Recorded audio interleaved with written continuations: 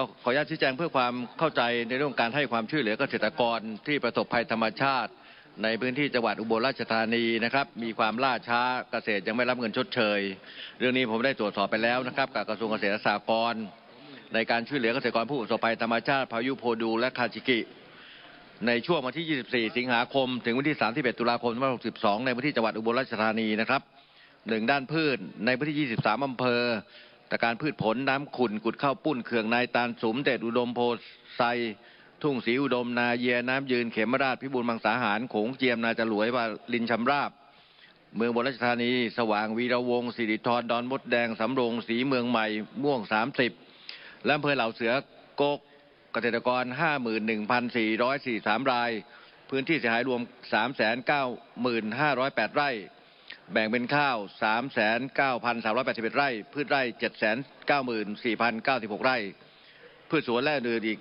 1,631 ไร่คิดเป็นวงเงินช่วยเหลือ 438,359,202 บาทได้จ่ายเงินช่วยเหลือเกษตรกรเสร็จสิ้นเรียบร้อยแล้วนะครับข้อมูลของท่านอาจจะ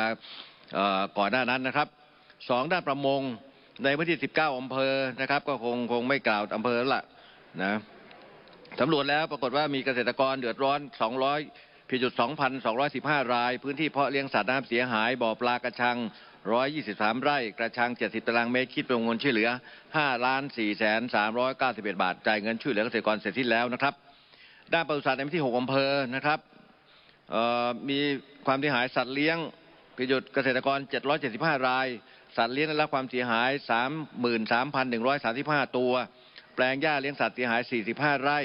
คิดเป็นวงเงินช่วยเหลือ 1,695,795 บาทอันนี้อยู่ในระหว่างการเบิกจ่ายเกษตรกรนะครับว่าต้องมีการสำรวจให้ชัดเจนอีกเล็กน้อยนะครับรัฐบาลนี่เร่งรัดอย่างที่สุดนะครับได้มีการ